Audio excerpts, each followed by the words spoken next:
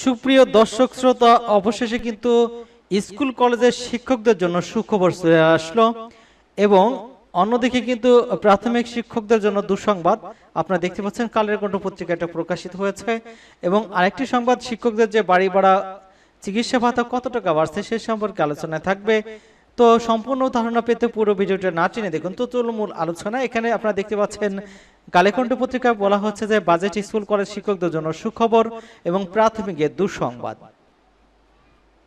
এখানে যেটা বলা হচ্ছে 2025-26 অর্থ বছরে প্রস্তাবিত বাজেটে প্রাথমিক উচ্চ শিক্ষা এবং কারিগরি মাদ্রাসা শিক্ষা বরাদ্দ বাড়ানো হয়েছে, তবে কমানো হয়েছে প্রাথমিক এবং গণশিক্ষা খাতে।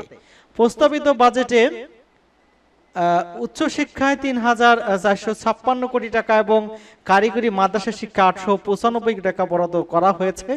এদিকে প্রাথমিক গণসংখ্যা মন্ত্রণালয়ের জন্য ৩৫,৪০৩ কোটি টাকা বরাদ্দ দেওয়া হয়েছে।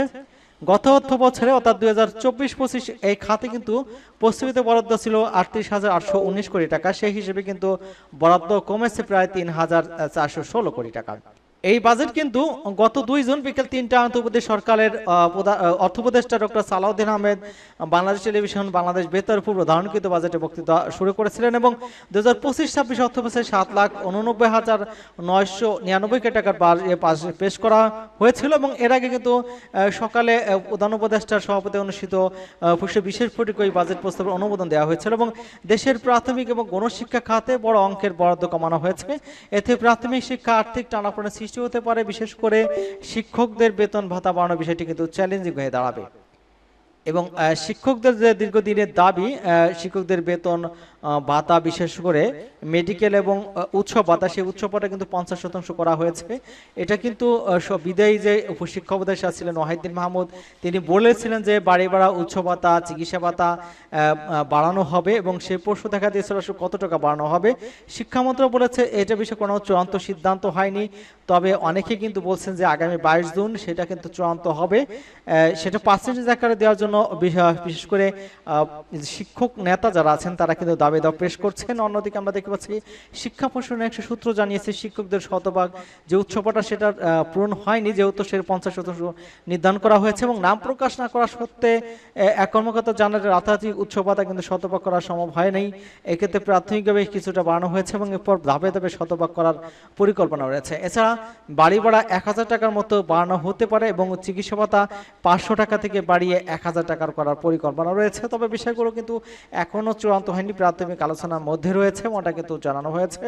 শিক্ষকদের উচ্চ ভাতা সত্যতজ্ঞ বিষয়ে জানতে চাইলে মাধ্যমিক উচ্চ শিক্ষা অধিদপ্তরের মহাশী পরিচালক মোহাম্মদ আজাদ খান বলেছে বিষয়ে কোনো মন্তব্য করতে তিনি রাজি হননি। জানা গেছে যে বেসরকারি শিক্ষকরা মূল বেতনের আগে 25% পেতেন, বর্তমানে ঈদুল আজহা থেকে সেটা 50% পাচ্ছেন এবং বাড়ি ভাড়ার জন্য 1,000 এবং চিকিৎসা ভাতার জন্য 500 টাকা করে পান এবং বর্তমান বাজারে কিন্তু অপ্রতুল বলে জানিয়েছেন তারা। অবস্থায় দীর্ঘদিন ধরে তাদের উৎসব ভাতা শতভাগ জানিয়ে আসছিলেন এবং সেই ভাতা কিন্তু বাড়ানো হয়েছে এবং বিষয়টি নিয়ে কিন্তু মন্ত্রণালয় কয়েক দফা কিন্তু সেটা আলোচনার পরে কিন্তু সিদ্ধান্ত জানানো হয়েছিল এবং ওয়াহিদুল মাহমুদ বলেছেন যে কয়েক মাস আগে আমি সবাইকে আশ্বাস দিয়েছিলাম সাধ্যমতো এবছর এবং আগামী বছর বাজেটে অর্থাৎ যে 2025-26 সালের বাজেটে যত অর্থ সংকলন করা যায় অর্থমন্ত্রীর সঙ্গে বসে আমরা যতটুকু পারি চেষ্টা করবো দাবিগুলো মেটাতে।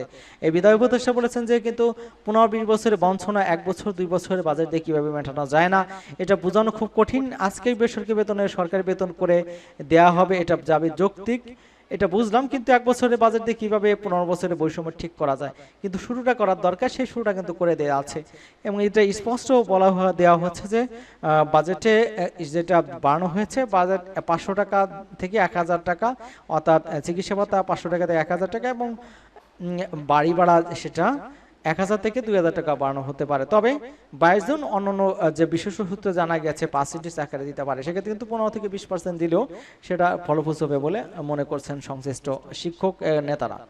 আশা করি আপনারা বুঝতে পেরেছেন এবং আপনাদের যেই দাবি আছে সেটা কমেন্টস লিখে জানাতে পারেন। সকলকে ধন্যবাদ এবং আমাদের চ্যানেলকে যারা এখনো সাবস্ক্রাইব করেননি চ্যানেলটি সাবস্ক্রাইব করে আমাদের সাথে থাকুন। ধন্যবাদ সকলকে আবারও।